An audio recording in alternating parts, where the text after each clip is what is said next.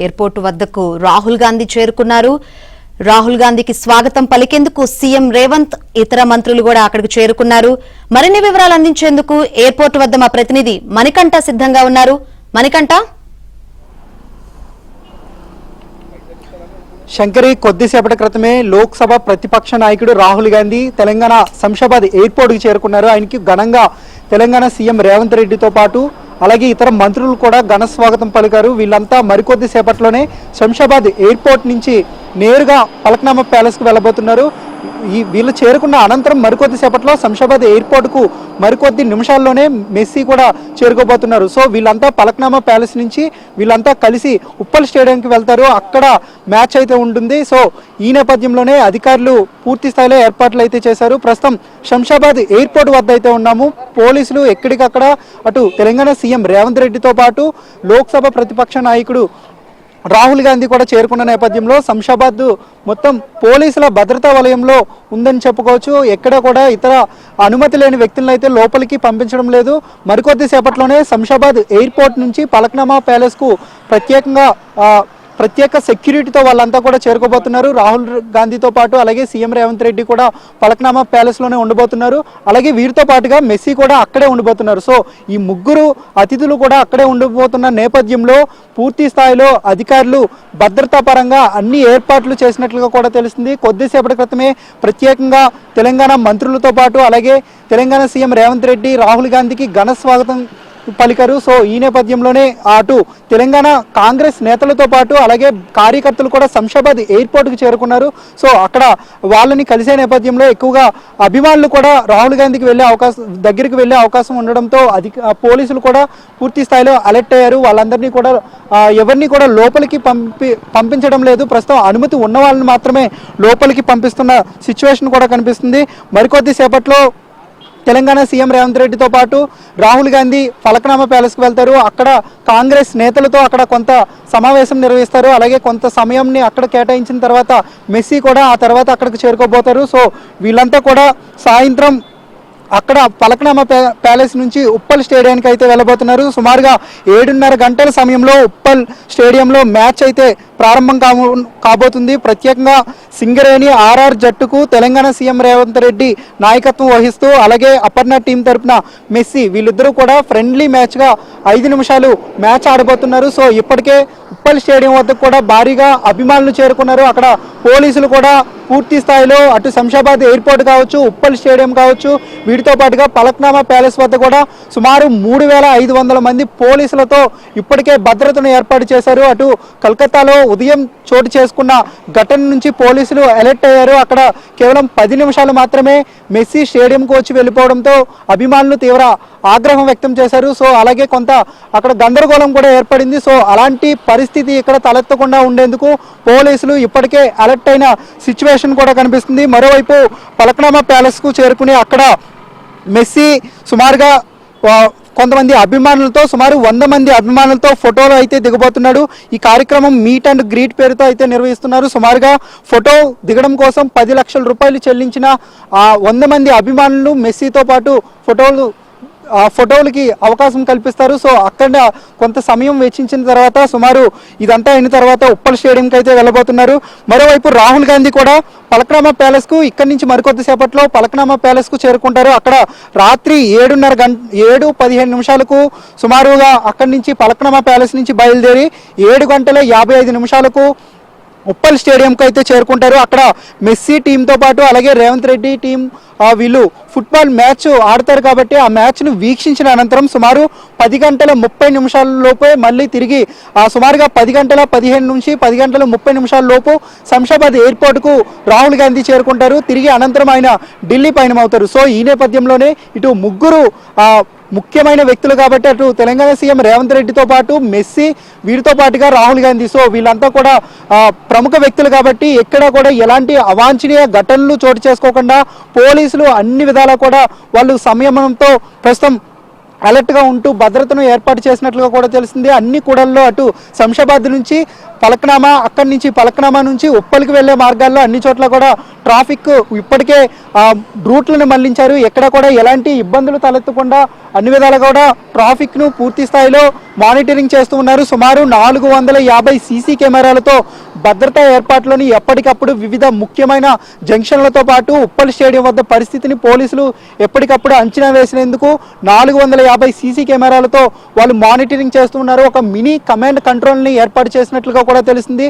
So అక్కడి నుంచి Rachakonda CP Sudheer బాబుతో పాటు హైదరాబాద్ సిపి సజ్జనార్, అలాగే డీజీపీతో పాటు ఇతర పోలీస్ ఉన్నతాధికారులు అందరూ కూడా అక్కడి నుంచి మానిటరింగ్ చేస్తుంటారు. అలాగే పార్కింగ్ విషయానికి వస్తే ప్రత్యేకంగా అటు అభిమానులకు కూడా కొంత విజ్ఞప్తి కూడా చేశారు తెలంగాణ పోలీసులు. ముఖ్యంగా ఎవరైతే స్టేడియానికి వస్తున్నారో వాళ్ళంతా కూడా ముఖ్యంగా ప్రభుత్వ వెహికల్స్ని ఆశ్రయించాలి. ముఖ్యంగా మెట్రోతో పాటు ఆర్టీసీ బస్సుల్లో వస్తే కొంత వ్యక్తిగత వాహనాలలో కాకుండా ప్రభుత్వం కేటాయించిన మెట్రోతో పాటు అలాగే ఆర్టీసీ బస్సులో వస్తే ట్రాఫిక్ సమస్య ఉండదంటూ కూడా పోలీసులు ఇప్పటికే విజ్ఞప్తి చేశారు. అలాగే మెట్రో సేవలను కూడా పొడిగించినట్లుగా కూడా తెలిసింది. మరోవైపు ఆ స్టేడియంలో సుమారు 39,000 మంది కూర్చునే కెపాసిటీ ఉంది కాబట్టి ఉప్పల్ స్టేడియంలో ఒకే సమయంలో ఎక్కువ మంది క్రౌడ్ బయటకు వచ్చే అవకాశం ఉంటుంది. అలాగే మెస్సీ స్టేడియం లోపలికి వెళ్లే సమయంలో కూడా పెద్ద సంఖ్యలో వాళ్ళంతా కూడా అభిమానులు చొచ్చుకు వెళ్లే అవకాశం కూడా ఉంటుంది. కాబట్టి అక్కడ ఎలాంటి అవాంఛనీయ సంఘటనలు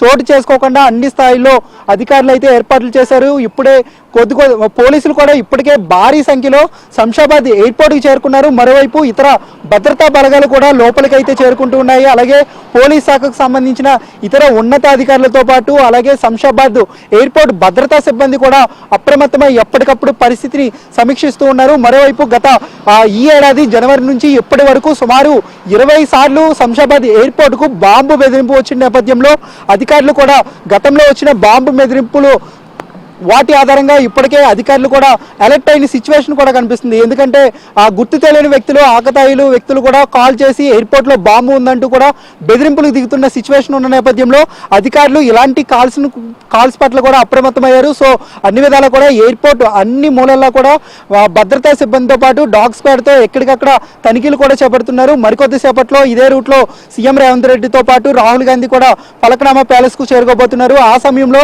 ట్రాఫిక్ను సామాన్య పౌరులను మాత్రం కొంత సమయం మేర ఇక్కడ ట్రాఫిక్ని నిలిపివేస్తారు.